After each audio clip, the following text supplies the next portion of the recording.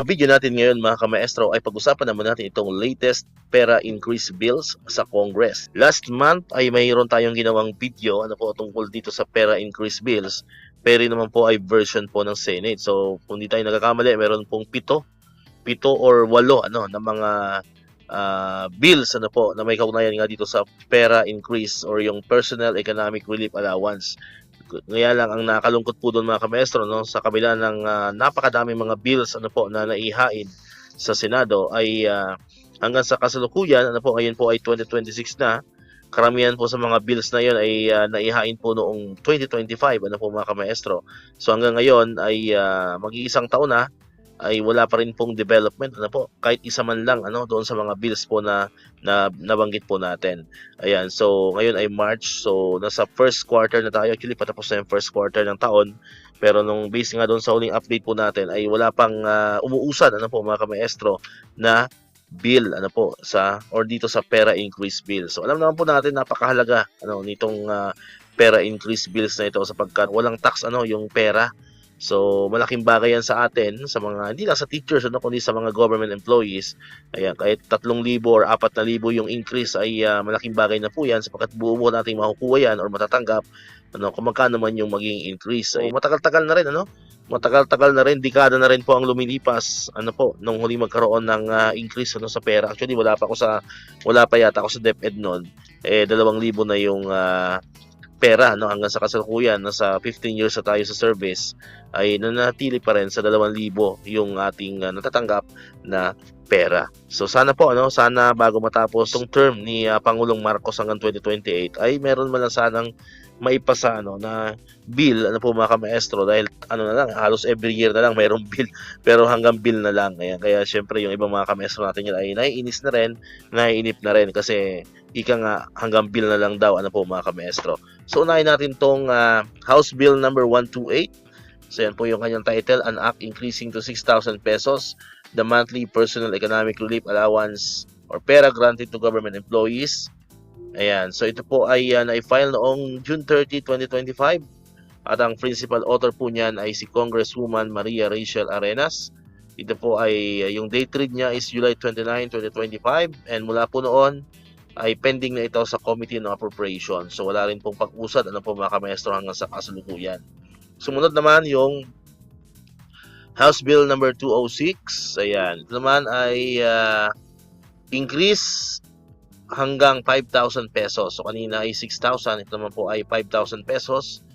Ayan, ito po ay na-file noong June 30, 2025 at ang principal author po niyan ay si Congressman Antonio Tino ng ACT Teachers Party List and si Congresswoman Rene Luis M. Co. Ayan.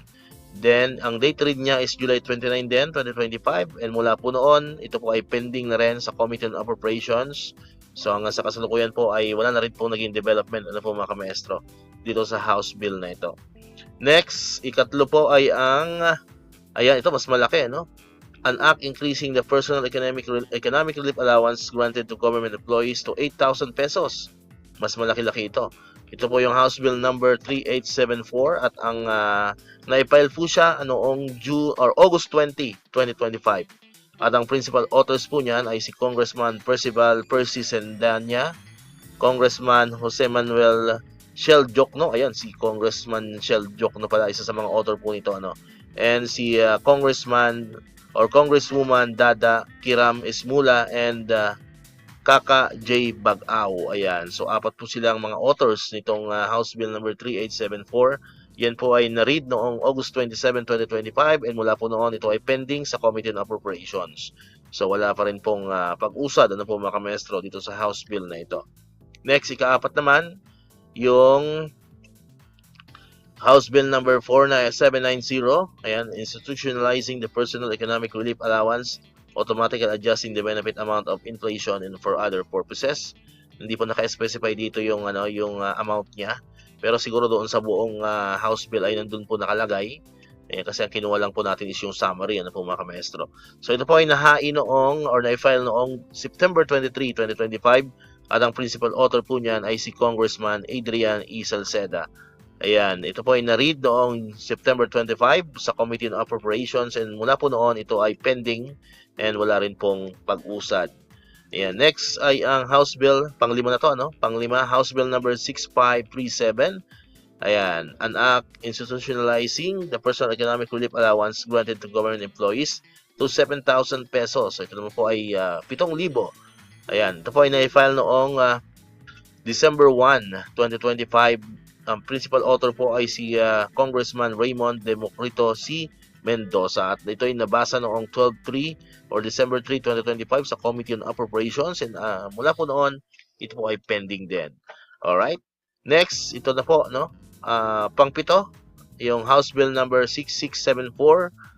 Ayan, an act increasing the personal economic relief allowance of government employees from 2,000 pesos to 7,000 pesos. So ito ay 7,000 pesos din.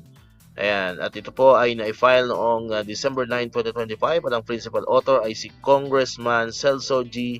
Rehencia. Ito po ay nabasa noong December 10, 2025 and mula po noon ito po ay pending din sa Committee on Appropriations. Next po, Bill number 7606. Ayan, an act providing an increase and an automatic adjustment mechanism in the personal economic relief allowance to government employees. So hindi rin po naka-specify sa title yung amount. Ayan, nandun din po siguro sa details ano po yung amount nito. At ang na-file po ito noong December 4, 2020 or February 4, actually, February 4, bago lang, ano po, last month lang. So February, ito yata yung pinaka-latest, ano po mga kamestro. So February 4, 2026, at ang principal author po niyan ay si Congresswoman Bernadette Escudero.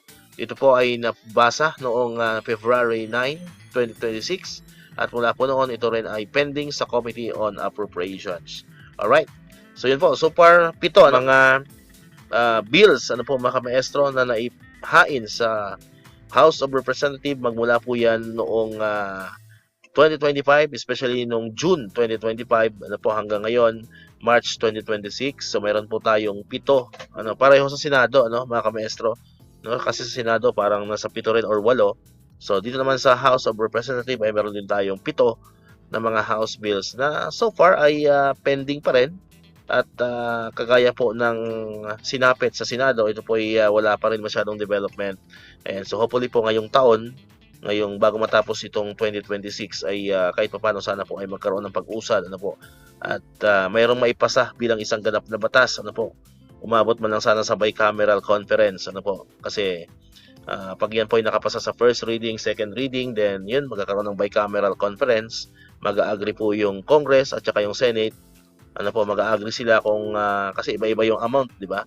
So mag-agree sila kung ilan yung specific amount ang pwedeng maibigay na increase sa pera, then yun, saka na po yan pipirmahan, ano po, ng Pangulo para maging isang ganap na batas. So, sana po mangyari yun, ano po mga kamestro, kasi naman ang purpose bakit sila naghahain ng mga bills. So, syempre, dapat ang purpose niyan ay paano ay maipasa bilang isang ganap na batas. Alright, so dito ko natatapusin itong ating video ngayon mga kamestro. Kung hindi ka pa nakapag-subscribe, click mo na ang subscribe button dyan para ikaw yung unang nakapanood ng mga videos na ina-upload natin. Katulad ito yung mga updates pa rin about sa pera increase and other benefits sa mga teachers and government employees, and syempre click mo na rin ang notification bell button para ma-notify ka, always updated ka pag may mga bago tayong uploaded na videos. So muli, maraming salamat sa inyong panonood at pakikinig. Once again, El Maestro, see you on my next vlog. Bye bye!